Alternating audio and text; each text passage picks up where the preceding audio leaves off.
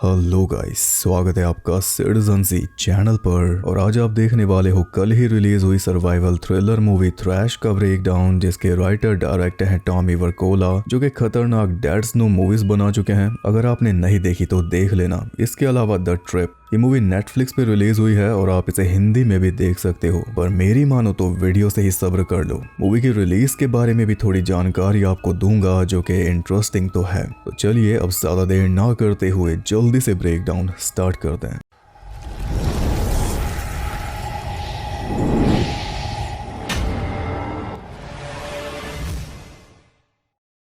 Movie start होती है एनीविल नाम के एक कोस्टल टाउन में, जहां पे कुछ ही देर में कैटेगरी 5 का हरिकेन आने वाला है जो पूरे टाउन को उजाड़ के रख देगा। इसलिए सरकार ने वार्निंग जारी कर दी है कि सब के सब इसी वक्त टाउन को खाली कर दो और किसी ऊंची जगह पर पहुंच जाओ। तो जान बचाने के लिए टाउन में भगदड़ मच चुकी है। ऊपर से तेज बारिश की वजह से हाल और ज्यादा बुरा हुआ पड़ा है। टाउन में ही एक लड़की अकेली रहती है, डकोटा। कुछ टाइम पहले उसकी माँ की मौत हो गई थी। उसके बाद से ही वो डिप्रेशन में है, दवाइयाँ खाकर सोती है, इसलिए दिन रात का उसे कुछ पता नहीं चलता। अब सोकर उठी है और बाहर का उसे कुछ भी नहीं पता। तेज बारिश हो रही है, लोग टाउन छोड़कर जा रहे हैं, हरिकेन आने वाला है। इन सारी बातों से वो अनजान है। वो तो घर में फूड खत्म हो चुका था, इसलिए फूड लाने के लिए उसे बाहर निकलना पड़ा। तब उसे पता चला कि टाउन का तो बुरा हाल हुआ पड़ा है, पूरी अफरा तफरी मची हुई है। और क्योंकि डकोटा एगोराफोबिक है, इसलिए बाहर निकलते ही वो सहम गई। मतलब कि भीड़ वाली जगहों में जाने से उसे डर लगता है। इतना शोर सुनकर वो वापस मुड़ चुकी थी। तभी उसके पड़ोसी ने आकर उसे संभाला और पूरी बात भी बता दी कि टाउन में हरिकेन आने वाला है, इसलिए निकलना होगा।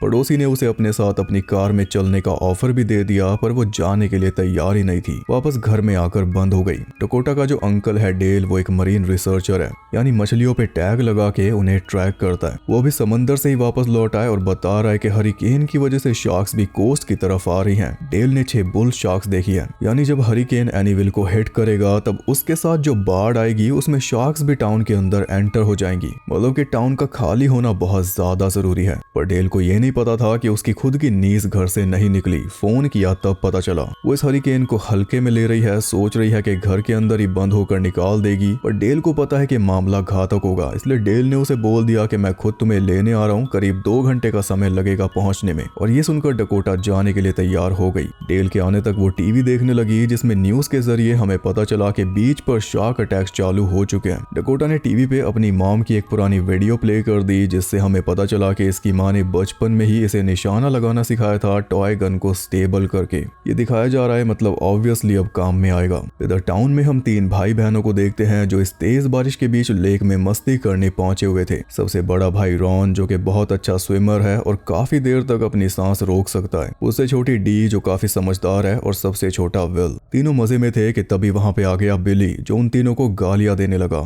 असल में ये तीनों बच्चे फॉस्टर चाइल्ड हैं और इनकी देखभाल का काम मिला हुआ है बिली और उसकी वाइफ रेचल को। इसके बदले में सरकार ग्रांट देती है बच्चों के खर्चे के लिए, लेकिन उन पैसों से बिली और रेचल ऐश करते हैं और इन बच्चों के साथ बहुत ही बुरा बर्ताव करते हैं। जब बिली उन तीनों को घर लेके पहुंचा तब हमने देखा कि सारा माल वो बेसमेंट में छुपा के रखते हैं, जहाँ पे बच्चों का जाना सख्त मना है। बेसमेंट में फ्रिज रखा है जिसमें सारी अच्छी चीजें पड़ी रहती हैं, जैसे मीट, और बच्चों को मिलता है सिर्फ सूखा ब्रेड। आप देख सकते हो बेसमेंट में कई सारी गन्स भी रखी हैं। अब बच्चे तो यही सवाल कर रहे थे कि हम टाउन से कब निकलेंगे, क्योंकि घर आते टाइम बच्चों ने सबको टाउन छोड़ के जाते हुए देख लिया था। पर बिली ठहरा टफ गाय। उसका कहना था कि हम कहीं नहीं जा रहे, ये घर हमें बचा लेगा। इसकी विंडो सारी टफन है, मैंने खुद लगाई है, एक बूंद पानी भी अंदर नहीं आ सकता। देखेंगे। टाउन के मीट पैकिंग प्लांट से लीसा नाम की 9 मंथ्स प्रेग्नेंट लेडी निकल के घर जा रही है, जिसका मंगेतर उसे छोड़ के जा चुका है। आज ज्यादा काम की वजह से वो लेट हो गई, लेकिन उससे भी ज्यादा देर तक काम करने वाला है डिलीवरी बॉय बॉब। मालिक के कहने पर एक और ट्रक लेके जाएगा जो कि मीट से भरा पड़ा है। लीसा अपनी कार में बैठकर वहां से निकल गई, फोन पर अपनी माँ से बात करते हुए। तब उसकी माँ ने बताया कि हाईवे तो बंद कर दिया गया है, तुम्हें किसी हाई ग्राउंड पे जाना होगा। फिर कुछ ही देर बाद लीसा का अपनी माँ के साथ कांटेक्ट कट गया, क्योंकि तबाही उन तक आ चुकी थी। हरिकेन कोस्ट तक पहुंच गया और तेज हवाओं ने चीजों को उखाड़ना शुरू कर दिया, जिसके चलते सबसे पहले टाउन की पावर ऑफ हो गई। बिली के घर की नहीं हुई, क्योंकि उसके घर में जनरेटर है वाटरप्रूफ वायरिंग के साथ। टाउन को बाढ़ से बचाने के लिए जो दीवार बना रखी थी, उस दीवार को रौंदते हुए पानी अंदर आ गया और देखते ही देखते सारी सड़कें पानी ने कवर कर ली। लीसा रोड पे फंसी पड़ी थी और साथ में बॉब भी था अपने ट्रक के अंदर।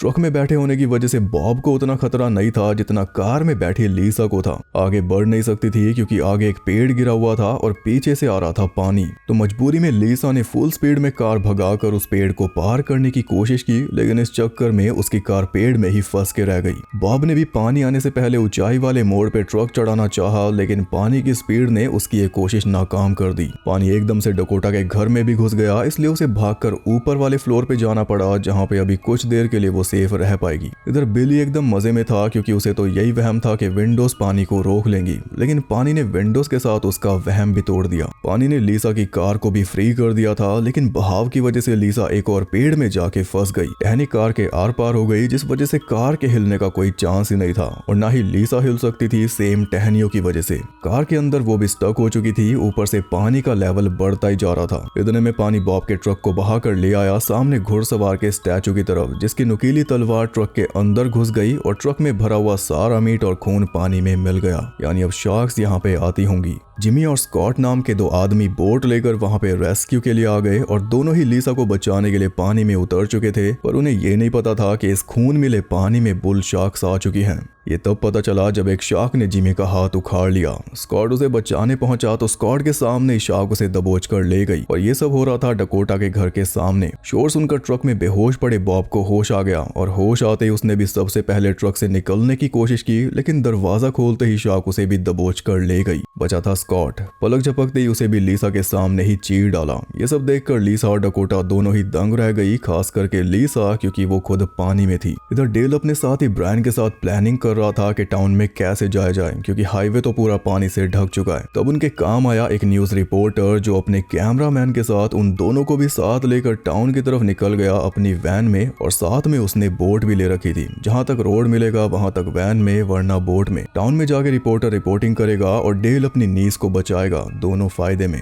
इधर बिली और रेचल दोनों गैरेज में पहुंच चुके थे कार निकालने के लिए, लेकिन वहां भी शार्क ने आकर पहले बिली का हाथ चबाया, फिर रेचल को भी चबा के ले गई। तीनों बच्चे घर में से चिल्लाकर बिली से रिक्वेस्ट कर रहे थे कि हमें छोड़कर मत जाओ, पर बिली फटाफट कार की तरफ भागा वहां से निकलने के लिए, लेकिन शार्क ने ऐसा होने ही कहां दिया, उसे भी खींच के ले गई। इधर लीसा चिल्ला कर डकोटा से मदद मांग रही थी, लेकिन इतना सब देखने के बाद डकोटा पानी में तो नहीं उतर सकती, तो उसकी मुश्किल आसान करने के लिए उसी टाइम एक शेड बहकर वहां पे आ गया, जिससे डकोटा के पास मौका बन गया बिना पानी में उतरे लीसा को बचाने का। पर उसमें हिम्मत भी तो नहीं थी। काफी देर तक उसने बैठकर सोचा और आखिर में डिसाइड किया कि वो मदद करेगी। सबसे पहले नीचे जाकर एक चाकू लेकर आई टहनियां काटने के लिए, फिर विंडो से बाहर निकली कार पे कूदने के लिए, मगर कूद पाने से पहले ही पैर फिसल गया और सीधा नीचे जा गिरी। वो तो अच्छा हुआ कि पानी में गिरने से बच गई। कार पे चढ़ी, कार से शेड पे, शेड से रेलिंग पे और रेलिंग से सीधा लीसा की कार पे। चाकू बेल्ट में एकदम सही फिट कर रखा है, देख लो। उल्टा सीधा करती तो नुकसान हो जाता। चाकू से उसने कार की कन्वर्टिबल रूफ फाड़ी, फिर चाकू से टहनियां काट कर लीसा को फ्री करके अपने घर में ले आई। इस बीच डेल ने देखा कि उसकी टैग की हुई एक प्रेग्नेंट ग्रेट व्हाइट शार्क नेली भी टाउन की तरफ बढ़ रही है, और बस तभी आगे रास्ता भी खत्म हो गया, इसलिए उन्हें बोट पर शिफ्ट होना पड़ा। इधर ये तीनों बच्चे घर में अकेले रह गए थे और सोच रहे थे कि अब जान बचाने के लिए क्या किया जाए। सेफ्टी का सबसे पहला स्टेप था दरवाजा बंद करना, ताकि शार्क अंदर ना आए। फर्नीचर पे से होते हुए डी दरवाजा बंद करने पहुंची, पर तभी एक शार्क अंदर आ गई, जिसके चलते डी का बैलेंस बिगड़ गया और वो बस पानी में गिरने ही वाली थी कि तभी सही टाइम पर रॉन ने आकर उसे बचा लिया। लेकिन जल्दी फर्नीचर भी पानी में डूब जाएगा और उससे पहले तीनों को ऊपर जाना होगा, जिसके लिए पहले शार्क्स का ध्यान बटाना होगा, और इसमें काम आ सकता है बेसमेंट में रखा मीट। साथ ही एक आधी गन भी मिल जाए तो और अच्छा हो जाए। बिली के होते हुए तो बेसमेंट में कभी जा नहीं सकते थे, इसलिए तीनों बिली को गाली देने लगे और बस तभी वो पीछे से प्रकट हो गया। शार्क से दोबारा बच गया, बस शार्क उसके सबसे बड़े मीट के हिस्से उखाड़ कर ले गई। इधर लीसा के कहने पर डकोटा ने पर्दों से छत के ऊपर हेल्प लिख दिया था, ताकि अगर ऊपर से कोई रेस्क्यू हेलीकॉप्टर जाए तो देख कर रुक जाए। लीसा को बहुत ज्यादा दर्द होने लगा था, यानी बच्चा किसी भी वक्त जन्म ले सकता है, और इसी बात को लेकर वो परेशान थी कि ऐसे हालात में बच्चे को कैसे जन्म दूं, क्योंकि घर भी जल्दी डूब जाएगा, पूरा टाउन बिखरने लगा है। उन्हें बस एक ही रास्ता दिखाई दे रहा था और वो थी स्कॉट और जिमी की बोट। डकोटा ने डिसाइड किया कि वो बोट लेने जाएगी। इसके लिए पहले वो शार्क्स का ध्यान भटकाएगी पानी में कोई वाइब्रेट करती हुई चीज डालकर, क्योंकि शार्क्स वाइब्रेशंस को सेंस कर लेती हैं। ये ज्ञान डेल ने उसे दिया था। तो वाइब्रेट करती हुई चीज उसे मिल गई, इलेक्ट्रिक टूथब्रश।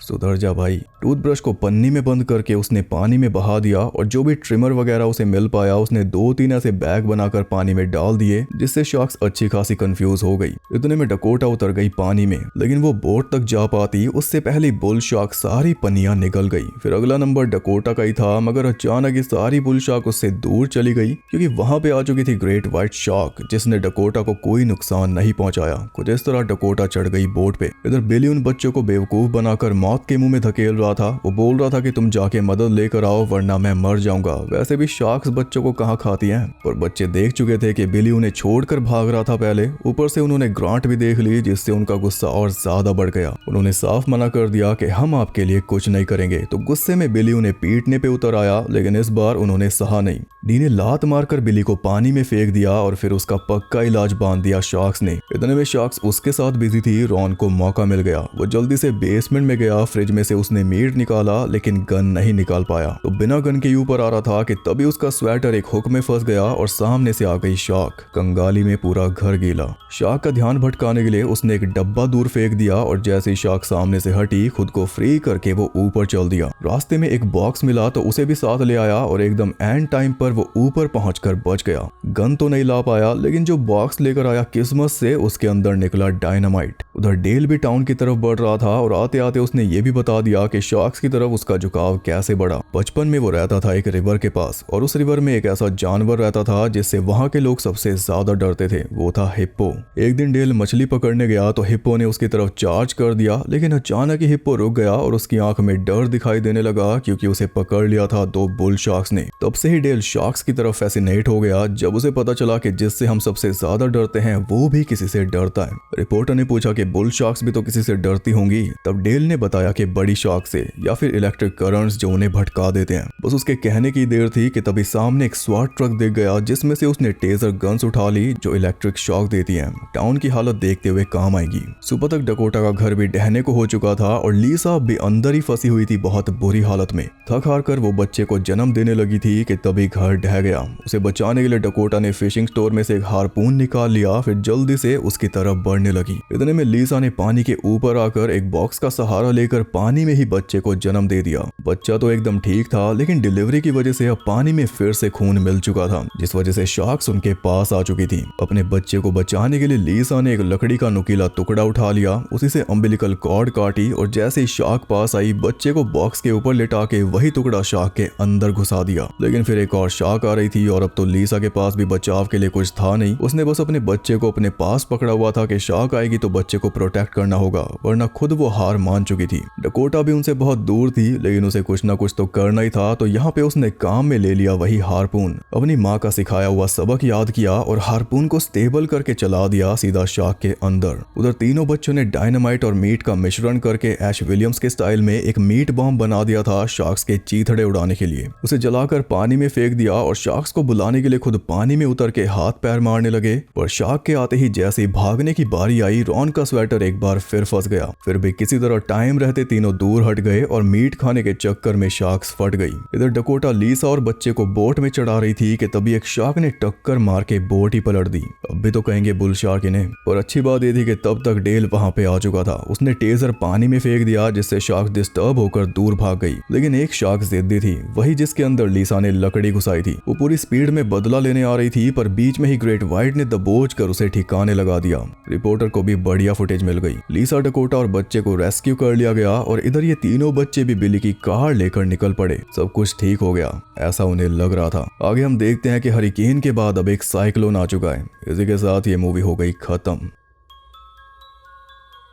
मूवी का टाइटल एकदम सही है, बस बीच में से एच हटा दो। क्या कह रहे हो, ज्यादा हार्श हो गया? ये वर्ड प्ले कैसे मिस कर दूं? मूवी उतनी बुरी भी नहीं है, लेकिन कोई बहुत अच्छी भी नहीं है, बस ओके है। बजट इसका बहुत बड़ा है और सीजीआई का काम भी इसमें बहुत है, लेकिन प्लॉट में वो बात नहीं है कि देखने लायक टेंशन बना के रख पाए। आपको बता दो, ये मूवी 2024 में अनाउंस हुई थी सोनी पिक्चर्स की तरफ से। तब इसका नाम था बीनीथ द स्टॉर्म, जो कि खतरनाक नाम है। 2024 में ये मूवी शूट हो गई थी और 2025 में रिलीज होने वाली थी थिएटर्स में। तब इसका नाम चेंज करके रख दिया गया था शिवर, जो कि थ्रैश से तो अच्छा ही है, लेकिन सोनी ने पहले भांप लिया था कि ये मूवी बस नुकसान ही देगी। इसमें वो बात है ही नहीं कि थिएटर्स में जनता को ला सके, इसलिए सोनी ने इसकी रिलीज को कैंसिल कर दिया। फिर जैसे तैसे सौदा करके ये मूवी बेच दी नेटफ्लिक्स को। और आपको पता ही है कि नेटफ्लिक्स तो कूड़ा जमा करता ही है हर जगह से। नेटफ्लिक्स ने फिर एक बार नाम बदला जनवरी में और खाली सी जगह देखकर इसे अप्रैल में रिलीज कर दिया। इसमें सबसे अच्छी परफॉर्मेंस दी है फीबी डेनवर ने एज लीसा, और डायरेक्टर भी अपना गूफी स्टाइल दिखाने से खुद को रोक नहीं पाए। एंड में दिखाई दिया शार्क्स को बॉम्ब से उड़ाकर। इसमें डेल ने शार्क्स के बारे में अवेयरनेस फैलाने की पूरी कोशिश की, जो कि अच्छी बात है। तो अगर आपको भी मेन जानकारी चाहिए तो ये वाली वीडियो देख लेना, इसमें मैंने बात की है इस टॉपिक पे।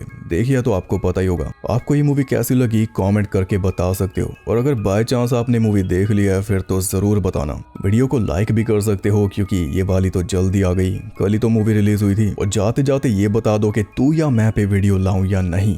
द पूल पे तो बनाई थी मैंने 4 साल पहले। अपनी राय जरूर दे के जाना, और मैं आपसे मिलूंगा अगली वीडियो के साथ। तब तक के लिए सबको बाय।